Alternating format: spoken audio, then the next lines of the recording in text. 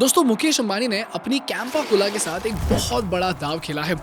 200 करोड़ रुपए देकर कैंपा कोला अब आईपीएल का को प्रेजेंटिंग पार्टनर बन चुका है और इसके साथ ही रिलायंस ने भारत के सॉफ्ट ड्रिंक मार्केट में एक ऐसा युद्ध छेड़ दिया है जिसमें कोको कोला और पेप्सी जैसे दो बड़े जायंट्स को सीधी टक्कर मिलने वाली है। Cola wars are back with a bang.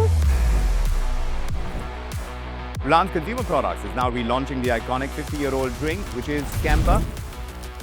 To take on American soda-making giants Coke and Pepsi. Campa Cola is going to be the new elephant in the room. With a deep war chest and a business empire spanning across industries, Ambani is playing the long game.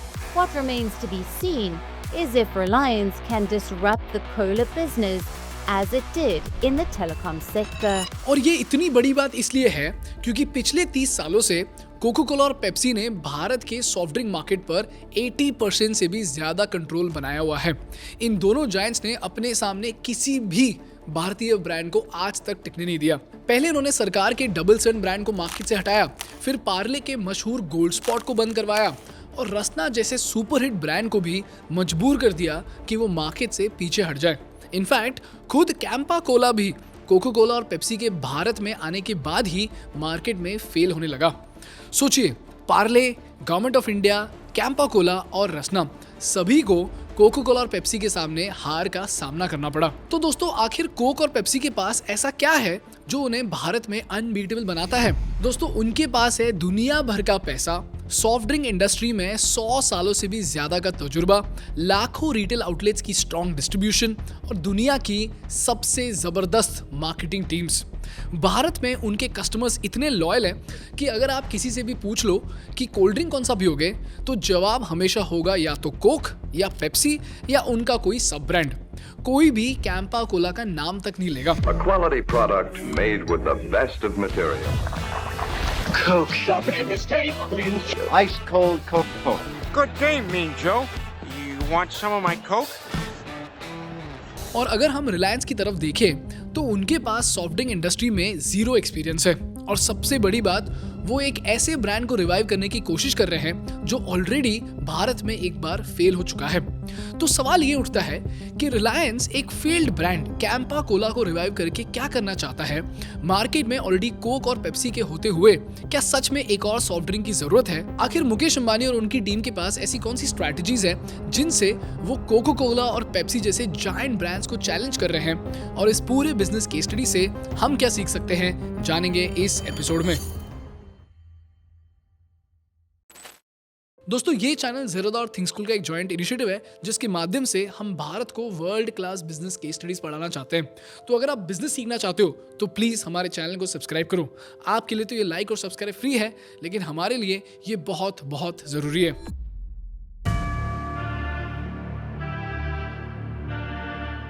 दोस्तों पहले तो ये समझते हैं कि भारत के Cola market में एक और कोल्ड ड्रिंक की कहाँ ज़रूरत है, क्योंकि अगर मैं आपसे पूछूं कि Coca Cola, Pepsi, 7 Up, Thums Up और मिरिंडा फैंटा के अलावा क्या आपको एक और कोल्ड ड्रिंक ब्रांड की ज़रूरत है, तो आप कहोगे कि भाई इतना है तो बहुत है, हमें बस हेल्दी ड्रिंक्स चाहिए, ना कि शक्कर का पानी। और ऐसा भी नहीं है कि ये ड्रिंक्स कुछ स्टेट्स में ही अवेलेबल है। गांव-गांव में कोको कोला और पेप्सी ने ऐसा डिस्ट्रीब्यूशन नेटवर्क बनाकर रखा है कि अगर कोई कोल्ड ड्रिंक ब्रांड घुसना भी चाहे तब भी वो कभी ऐसी जगह नहीं पहुंचेंगे जहां ना कोक हो ना पेप्सी। तो सवाल ये है कि मार्केट में गैप कहाँ है और मोटा भाई किसी बिजनेस में बिना गैप देखे तो घुसेंगे नहीं। तो चलिए इसको समझते हैं। दोस्तों कोला मार्केट की गैप को दो तरीकों से देखा जा सकता है। पहला है कंजम्पशन पर कैपिटा और दूसरा है growth of the market. Consumption per capita मतलब भारत में हर इंसान कितने लीटर्स ऑफ कोला पीता है, और ग्रोथ इन द मार्केट का मतलब ये है कि ओवरऑल भारत में कोला का जो मार्केट है वो कितनी तेजी से बढ़ता जा रहा है। मतलब अगर आज 1000 करोड़ का मार्केट है और कल 1200 करोड़ का मार्केट होगा तो ये जो 200 करोड़ रुपए है ना, ये है मार्केट एक्सपेंशन जिसमें नए प्लेयर्स अपनी जगह बना सकते हैं। अब देखते हैं कोला मार्केट को। दोस्तों भारत का जो कोला मार्केट है उसका साइज है 37,000 करोड़ और ये मार्केट 2027 तक 5% की रेट से ग्रो करेगा। यानी अगले साल ये मार्केट होगा 38,850 करोड़ का। तो हर साल कोला का जो मार्केट है वो 1000 से 2000 करोड़ से ग्रो करते जा रही है। इसके साथ साथ अगर आप पर कैपिटा कंजम्पशन देखोगे तो आपको ये दिखेगा कि भारत में 2016 में पर कैपिटा कंजम्पशन था 44 बॉटल्स पर ईयर। यानी एक इंडियन पूरे साल में 44 बॉटल्स ऑफ कोला कंज्यूम करता है। और आज भी इंडियन कंज्यूमर्स सिर्फ 4 से 5 लीटर ऑफ सॉफ्ट ड्रिंक पर पर्सन पर ईयर कंज्यूम करते हैं। सुनने में तो ये बहुत ज्यादा लगता है, राइट? लेकिन ये देखिए, चाइना में ये कंजम्पशन 10 लीटर्स है और अमेरिका में ये है 154 लीटर्स। और मार्केट रिसर्चर्स का ये मानना है कि जैसे जैसे भारत में आबादी बढ़ेगी, जैसे जैसे भारत में लोगों की इनकम बढ़ेगी, वैसे वैसे भारत में कोला कंजम्पशन भी बढ़ता जाएगा और कम से कम हम 30 लीटर पर पर्सन पर ईयर की ग्लोबल एवरेज तक तो पहुंच ही जाएंगे। इसका मतलब यह है कि ज्यादा लोग कोला पिएंगे और हर इंसान आज से कई ज्यादा ड्रिंक एक साल में पिएगा। और ये जो मार्केट एक्सपेंशन है, इसी में रिलायंस कैंपा कोला के साथ अपनी जगह बनाना चाहते हैं। Do you remember India's historical local cola brand, Campa? According to a Reuters report, Indian business giant Reliance is reviving the local brand to take on American soda-making giants Coke and Pepsi. Make the price disruptive across offerings. Reliance is heavily discounting in-store prices of Campa Cola. यह है दोस्तों भारत की Cola market का पहला gap. दूसरा gap और भी interesting है, ये सुनो। मार्केट रिसर्च कहता है कि भारत में कई सारे फ्लेवर्स की जगह है जो आज भी बची हुई है। जैसे पेप्सिको के पास Pepsi, Mirinda, 7 up, Mountain Dew, Slice, Tropicana, Gatorade, ये सारे ब्रांड्स होते हुए भी जैसे ही उन्होंने स्टिंग लॉन्च किया, स्टिंग का जो बेरी फ्लेवर था वो भारत में इतना हिट हुआ कि आज स्टिंग अकेले ही माउंटेन ड्यू और पेप्सी से भी ज्यादा बिकता है। उसी तरह कोको कोला से ज्यादा भारत में थम्स अप बिकता है। और हमारे पॉडकास्ट में जल्दी एक गेस्ट आने वाले हैं जिन्होंने 500 करोड़ की ब्रांड बनाई है, वो भी शिकंजी और जीरा फ्लेवर्ड ड्रिंक्स बेचकर। तो रिलायंस का मानना यह है कि वो कैंपा कोला के जरिए ऐसे ऐसे फ्लेवर्स इंट्रोड्यूस कर पाएंगे जो उन्हें मार्केट में जगह बनाने में मदद करेंगे। यह है दोस्तों भारत के कोला मार्केट का दूसरा गैप, विच इज फ्लेवर्स। तीसरा गैप है प्राइसिंग। दोस्तों हमने हमारे अमूल के केस स्टडी में ये बताया कि भारत एक नहीं 3 देशों का संगम है। भारत में अगर पर कैपिटा इनकम से लोगों को डिवाइड किया जाए तो भारत में एक नहीं 3 देश मिलेंगे। पहला है इंडिया 1, जिसमें 14 करोड़ लोग हैं जिनका पर कैपिटा इनकम है 1 lakh rupees per month. India 2 में 30 करोड़ लोग हैं जिनका इनकम है 20,000 रुपीस पर मंथ। और फिर आता है इंडिया 3, जिसमें आते हैं 100 करोड़ लोग जिनका पर कैपिटा इनकम है 7,000 रुपीस पर मंथ। अब जैसे जैसे आप इंडिया 1 से इंडिया 2 आते हैं तो लोगों का जो खर्चा करने का तरीका है वो पूरी तरह से बदल जाता है। फॉर एग्जाम्पल, इंडिया 1 के लोग प्रीमियम और लग्जरी चीजें खरीदते हैं, जैसे हाई एंड स्मार्टफोन्स, जैसे आईफोन, डिजाइनर कपड़े और इंटरनेशनल ट्रैवल। इनके लिए क्वालिटी और ब्रांड वैल्यू बहुत ही जरूरी है, तो ये ज्यादा पैसा खर्चा करते हैं। उसी तरह ये ब्लिंकिट से शॉप करेंगे क्योंकि इनके लिए पैसों से ज्यादा इंपॉर्टेंट इनका टाइम होता है। लेकिन जैसे ही आप इंडिया 2 में आओगे ना, ये लोग मिड रेंज प्रोडक्ट्स ही खरीदेंगे। जैसे स्मार्टफोन में ये आईफोन की जगह शायोमी या OnePlus पसंद करेंगे। और ट्रैवल भी करेंगे, लेकिन ये डोमेस्टिक ट्रिप्स पर जाएंगे क्योंकि इनका जो फोकस है ये क्वालिटी के साथ साथ प्राइस पे भी होता है। और ई कॉमर्स में ये ब्लिंकिट से ज्यादा फ्लिपकार्ट या अमेजोन से खरीदेंगे क्योंकि चाहे प्रोडक्ट 1 या 2 दिन बाद भी आए, इन्हें बस सही प्राइस चाहिए होता है। और जैसे ही आप इंडिया 3 आओगे, इस ग्रुप में लोग बेसिक और बजट फ्रेंडली चीजें ही खरीदते हैं। स्मार्टफोन के लिए ये वीवो या जियो फोन चूज करेंगे और डेली यूज आइटम्स भी सिर्फ चीप और लोकल ब्रांड से ही खरीदेंगे। इनका मेन फोकस पैसे बचाना ही होता है। और ई कॉमर्स में या तो ये लोकल मार्केट से खरीदेंगे या फिर ये मीशो से खरीदेंगे। अब उसी तरह कार्बोनेटेड ड्रिंक्स में इंडिया 1 जो है वो पीता है कॉम्बुचा, स्पार्कलिंग ड्रिंक्स और मॉकटेल्स, जिनका पर लीटर कॉस्ट होता है 500 से 2,500 रुपीस के रेंज में। इंडिया 2 कोको कोला, पेप्सी या आइस टी को पसंद करेंगे क्योंकि इनका जो प्राइस है ये होता है 70 to 200 रुपीस के रेंज में। लेकिन जो इंडिया 3 है ना, इनको 1-1 रुपए से फर्क पड़ता है। ये वो इंडिया है जो 20 रुपए के लेस की जगह 10 रुपए का बालाजी लेगा, 20 रुपए के कोको कोला की जगह 10 रुपए का लोकल ब्रांड का कोला लेगा, और बाटा की जगह ये रिलैक्सो और लोकल ब्रांडेड फुटवेयर ही खरीदेंगे। और यहीं पर आती है दोस्तों रिलायंस की सबसे बड़ी अपॉर्चुनिटी।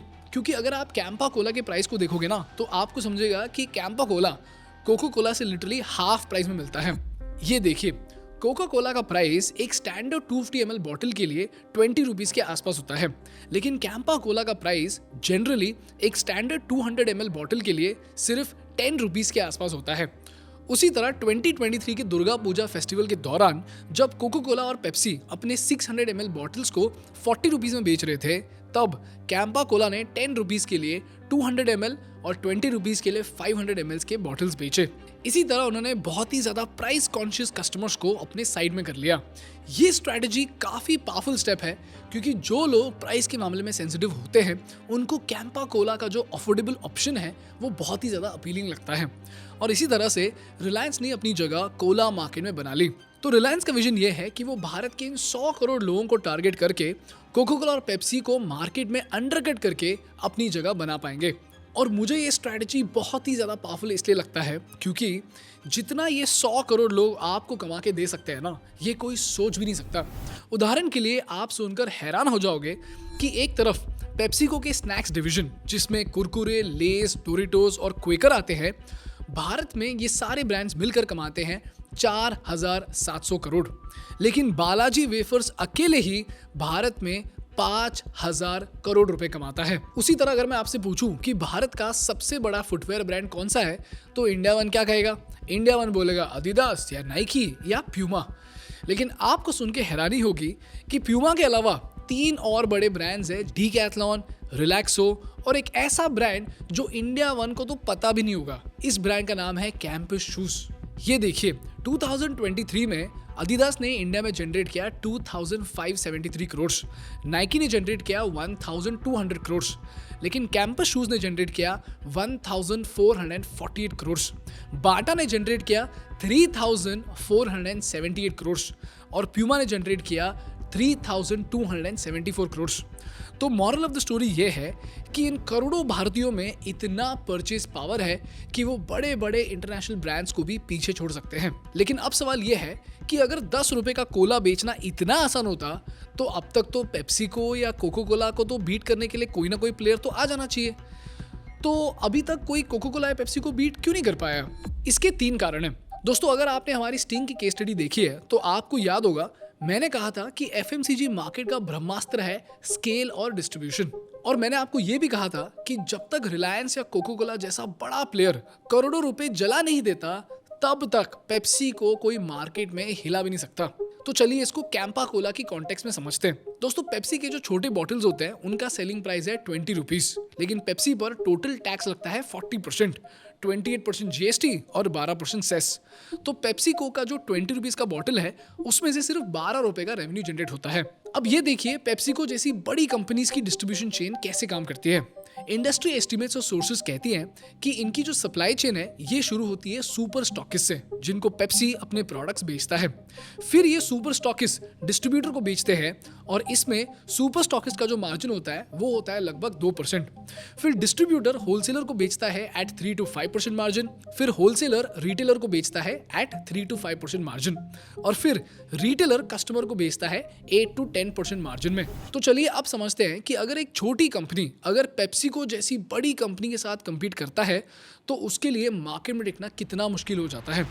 दोस्तों, पेप्सी को स्टिंग बेचता है 20 रुपीज़ में, लेकिन एरेटेड ड्रिंक्स पर जो टैक्स है वो होता है 40% का। तो 20 रुपीज़ में से 8 रुपीज़ निकाल दें तो 12 रुपए का रेवेन्यू पूरे सप्लाई चेन के लिए बच जाता है। अब अज्यूम करते हैं कि पेप्सी को इन्हीं मार्जिन पर ऑपरेट करता है, तो एक एवरेज लेकर हम ये एस्टिमेट करेंगे कि पेप्सी के पास कितना मार्जिन बचा होगा। हमारे एस्टिमेट्स के हिसाब से पेप्सी को सुपर स्टॉकिस्ट को पेप्सी बेचता होगा 9.55 रुपीज़ में, सुपर स्टॉकिस्ट 0.19 रुपीज़ का मार्जिन लेके डिस्ट्रीब्यूटर को बेचता होगा 9.74 रुपीज़ में, डिस्ट्रीब्यूटर 0.513 का मार्जिन लेके होलसेलर को बेचता होगा 10.26 रुपीज़ में और होलसेलर 0.54 रुपीज़ का मार्जिन लेके 10.8 रुपीज़ में बेचता होगा रिटेलर को, जो 20 रुपीज़ में बेचता है कस्टमर को। तो 20 रुपीज़ में से अगर 8 रुपीज़ निकल जाते हैं तो रिटेलर के लिए बचता है 1.2 रुपीज़ यानी 10% मार्जिन। यानी ये जो 9.55 रुपीज़ है इसमें ही पेप्सी को मैन्युफैक्चरिंग भी करनी है, मार्केटिंग भी करनी है और एम्प्लॉयज़ की सैलरी भी देनी है। और पेप्सी का जो मार्केटिंग बजट है उसको अगर आप देखोगे तो उनका रेवेन्यू कुछ 5,900 करोड़ है और उनका मार्केटिंग बजट FY23 के लिए था 694 करोड़, यानी 11% ऑफ रेवेन्यू वो मार्केटिंग में खर्चा करते हैं। यानी अगर पेप्सी 20 रुपीज़ में बिकता है तो 11% यानी 2.2 रुपीज़ वो खर्चा करते हैं मार्केटिंग में। तो बचता क्या है? 9.55 रुपीज़ में से 2 रुपीज़ निकाल दो तो बचेंगे सिर्फ 7.3 रुपीज़। 7.3 रुपीज़ पर बॉटल में पेप्सिको को मैन्युफैक्चरिंग, एम्प्लॉयज़ का खर्चा और प्रॉफिट्स तीनों भी देखना होगा। तो सोचो कितना मुश्किल काम है। पेप्सिको जब 20 रुपए में 1 करोड़ बॉटल बेचेगा तब जाके वो 7.5 करोड़ कमाएगा। अब जरा ये देखो, अगर एक नया ब्रांड, नया मतलब 500 करोड़ का कंपनी भी जब मार्केट में उतरता है तो उसको इस पूरे सप्लाई चेन में हर किसी को डबल मार्जिन्स देने पड़ते हैं। Yes, double margins. यानी अगर कोई कंपनी 20 रुपीज में पेप्सी जैसी एग्जैक्ट ड्रिंक बेचना चाहे तो उसको मार्केट में ये जो पेप्सी ने 2.44 रुपीज का मार्जिन दिया है ना, इसका डबल यानी 4.8 रुपीज सप्लाई चेन में सुपर स्टॉकिस्ट, डिस्ट्रीब्यूटर और रिटेलर को देना होगा। तो अगर पेप्सी 9.55 रुपीज में अपने प्रोडक्ट्स को सुपर स्टॉकिस्ट को बेचता है तो वही प्रोडक्ट इस कंपनी को बेचना होगा 4.75 रुपीज में। यानी सिर्फ 4.75 रुपीज में उसको मार्केटिंग, एम्प्लॉइज, प्रोडक्शन और प्रॉफिट सब कुछ संभालना होगा। और जैसा कि हमने देखा, पेप्सी के पास इतना ज्यादा स्केल है कि एक छोटी कंपनी 50 रुपए में जो प्रोडक्ट खरीदती है उसी प्रोडक्ट को पेप्सी 30 रुपए तक बार्गेन करके खरीद सकती है। एक छोटी कंपनी जहां 5 से 10 करोड़ भी मुश्किल से जोड़ पाती है, वहीं पेप्सी को सीधा अक्षय कुमार को ब्रांड एम्बेसडर बना लेती है। तो आप मुझे बताओ, कोई नया प्लेयर इस मार्केट को कैसे डिसरप्ट कर पाएगा?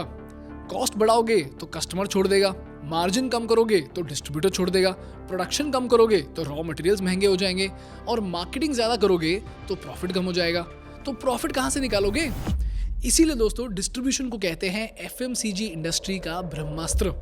अब अगर आप रिलायंस को देखोगे तो पहले तो रिलायंस के पास अपने रिटेल डिवीजन का डिस्ट्रीब्यूशन जो है वो इतना बड़ा है कि वो पेप्सी और कोको कोला को आसानी से मार्केट में टक्कर दे सकते हैं। ये देखिए, रिलायंस ने अपना एक बहुत बड़ा रिटेल डिस्ट्रीब्यूशन एम्पायर पहले से ही बना कर रखा है, जो अब कैंपा कोला काफी एफिशिएंटली लेवरेज कर रही है। ये देखिए, रिलायंस के पास 18,000 से ज्यादा स्टोर्स हैं, वो भी पूरे भारत में। इसका मतलब ये है कि कैंपा कोला को हर रिलायंस ओन्ड आउटलेट में गारंटीड शेल्फ स्पेस मिल जाएगा, जो उनको हर शहर और हर टाउन में एक बेसलाइन प्रेजेंस देता है। कोको कोला और पेप्सी की बात करें तो उनका डिस्ट्रीब्यूशन नेटवर्क पहले से ही बहुत स्ट्रांग है। उन्होंने अपने प्रोडक्ट्स को हर छोटे से छोटे एरिया तक पहुंचा दिया है। लेकिन रिलायंस ने अपना डिस्ट्रीब्यूशन और रिटेल नेटवर्क इतना बढ़िया बनाकर रखा है कि वो कैंपा कोला को एक स्ट्रांग फुटहोल्ड दे पा रहे हैं। जहां पे दूसरे ब्रांड्स स्ट्रगल करते रहते हैं, वहीं रिलायंस की जियो मार्ट इनिशिएटिव जो है उसके जरिए वो लोकल किराना स्टोर्स के साथ डीप पार्टनरशिप बना चुके हैं। इन स्टोर्स को जहां कोको कोला और पेप्सी 3.5 to 5% का ट्रेड मार्जिन देते हैं, रिलायंस अपने किराना रिटेलर्स को 6 to 8% का मार्जिन ऑफर कर रहा है। ये एक्स्ट्रा मार्जिन शॉपकीपर्स को कैंपा कोला को स्टॉक करने और बेचने के लिए इंसेंटिवाइज करता है। इससे रिलायंस को प्राइम शेल्फ प्लेसमेंट मिलता है, जो कोको कोला और पेप्सी के लिए मुश्किल हो सकता है। इसके साथ साथ रिलायंस का अपना सप्लाई चेन और लॉजिस्टिक सिस्टम है, जिसके जरिए वो कैंपा कोला को अपने FMCG गुड्स के साथ ही दूर दराज एरियाज तक शिप कर सकते हैं। इसका मतलब ये है कि बहुत ही आसानी से वो अपने प्रोडक्ट को भारत के कोने कोने तक पहुंचा सकते हैं। जहां दूसरी ब्रांड्स का डिस्ट्रीब्यूशन नेटवर्क इतना स्ट्रांग नहीं होता, रिलायंस के पास ऑलरेडी पूरे भारत का डिस्ट्रीब्यूशन सप्लाई चेन है। इसके साथ साथ रिलायंस अपने कैंपा कोला को ट्रेडिशनल रिटेल के अलावा नए चैनल्स में भी प्लेस कर रहा है, जैसे कि फ्यूल स्टेशंस, इवेंट्स और सिनेमा। ये स्ट्रैटेजी एग्जैक्टली वैसे ही काम कर रही है जैसे कोको कोला और पेप्सी ने 1990s में अपना डिस्ट्रीब्यूशन नेटवर्क बनाया था, जिससे उन्होंने बहुत ही जल्दी अपनी नेशनल रीच एस्टैब्लिश कर दी। ये है रिलायंस की पावरफुल स्ट्रैटेजी, जिसमें डिस्ट्रीब्यूशन, प्राइसिंग और प्रोडक्ट अवेलेबिलिटी के हिसाब से वो मार्केट में अपना स्ट्रॉन्ग पोजीशन बना चुके हैं। और आखिरी में आता है कैश बर्न। दोस्तों, इस इंडस्ट्री में ना पहले या दूसरे साल में पैसा कमाना मुश्किल ही नहीं, नामुमकिन है। क्योंकि अगर आप प्रोडक्ट को आधे प्राइस में बेचोगे और अपने डिस्ट्रीब्यूटर्स को डबल मार्जिन दोगे और इसके साथ साथ आप 200 करोड़ रुपए IPL स्पॉन्सरशिप में लगाओगे तो प्रॉफिट तो आपको नहीं मिलने वाला। लेकिन जैसे जैसे स्केल बढ़ेगा, जैसे जैसे ये 100 करोड़ लोग कैंपा कोला खरीदेंगे, वैसे वैसे रिलायंस प्रॉफिट कमाएगा। और हम सब जानते हैं कि इस मामले में रिलायंस के पास पैसों की कोई कमी नहीं है। But just to give you an idea, मैं आपको ये बता दूं कि रिलायंस के पास कितने पैसे हैं। दोस्तों FY24 में कोको कोला ने कमाया 4,713 करोड़ इन रेवेन्यू। पेप्सिको ने भारत में 5,954 करोड़ का रेवेन्यू जनरेट किया। लेकिन रिलायंस का प्रॉफिट, आई रिपीट, रिलायंस का प्रॉफिट था 79,020 करोड़। आई रिपीट, रिलायंस का FY24 का प्रॉफिट था 79,000 करोड़। तो मोटा भाई चाहें तो पेप्सी और कोको कोला इंडिया को अपने बस प्रॉफिट से 7 बार खरीद सकते हैं।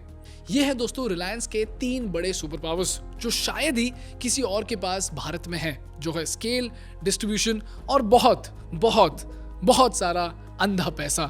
तो क्या ये 100% अश्योर्ड है कि कैंपा कोला कोको कोला और पेप्सी को बीट करेगा? वेल, इतना आसान तो नहीं है, क्योंकि इन सारे एडवांटेजेस के बाद भी रिलायंस को 4 बड़े चैलेंजेस का सामना करना पड़ेगा। पहला चैलेंज है ब्रांड रिकॉग्निशन एंड लॉयल्टी। दोस्तों कोको कोला और पेप्सी का ब्रांड रिकॉग्निशन इतना ज्यादा स्ट्रांग है ना कि अगर आप किसी को भी पूछोगे कि कौन सा कोला पियोगे, ये आपको सिर्फ पेप्सी या कोको कोला या किसी सब ब्रांड का नाम ही बताएंगे। क्यों? क्योंकि पिछले 30 सालों से कोको कोला और पेप्सी ने अपना ब्रांड लॉयल्टी इस तरीके से एस्टैब्लिश करके रखा है। इसीलिए कैंपा कोला को एक नया ब्रांड होने के नाते अपना ट्रस्ट और रिकॉग्निशन एस्टैब्लिश करना होगा। दूसरा है प्राइसिंग प्रेशर।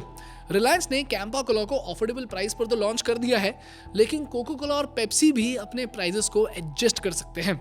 अगर इन दोनों ब्रांड्स को लगा कि उनका मार्केट शेयर खतरे में है तो वो प्राइस को कट कर सकते हैं और डिस्काउंट्स या प्रमोशन के जरिए वो मार्केट में अपने पोजीशन को मेंटेन कर सकते हैं।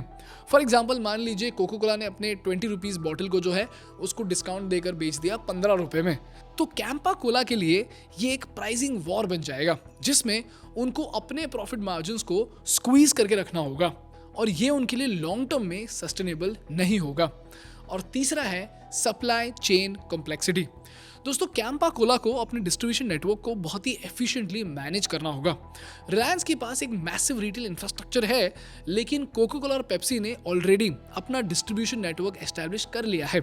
फॉर एग्जाम्पल, अगर रिलायंस अपने कैंपा कोला को ज्यादा रीजन्स में एक्सपैंड करता है तो उसको अपने सप्लाई चेन को उन रीजन्स के लोकल कंडीशंस के हिसाब से एडजस्ट करना पड़ेगा। जैसे रिमोट एरियाज में उन्हें कोल्ड स्टोरेज या ट्रांसपोर्टेशन का इशू हो सकता है, जहां पे कोको कोला और पेप्सी का जो नेटवर्क है वो पहले से ही एस्टैब्लिश्ड है। ये प्रोसेस काफी एक्सपेंसिव हो सकता है और इसके लिए कई साल लग सकते हैं। और आखिरी चैलेंज होगा टेस्ट। कैंपा कोला को अपने टेस्ट को कोको कोला और पेप्सी के स्टैंडर्ड्स के साथ मैच करना होगा या उससे कुछ डिफरेंट बनाकर न्यू कस्टमर बेस को अट्रैक्ट करना होगा। इसीलिए रिलायंस को अपने फ्लेवर टेस्टिंग पर फोकस करना होगा, जिसमें वो अपने ड्रिंक्स को ज्यादा इंडिया सेंट्रिक या रिफ्रेशिंग बना सके जो मास मार्केट को सूट करे। तो रिलायंस के पास स्केल, डिस्ट्रीब्यूशन और पैसा है, लेकिन कैंपा कोला को अपने ब्रांड को एस्टैब्लिश करके प्राइसिंग प्रेशर, टेस्ट और सप्लाई चेन कॉम्प्लेक्सिटीज को हैंडल करने में चैलेंजेस का सामना करना होगा।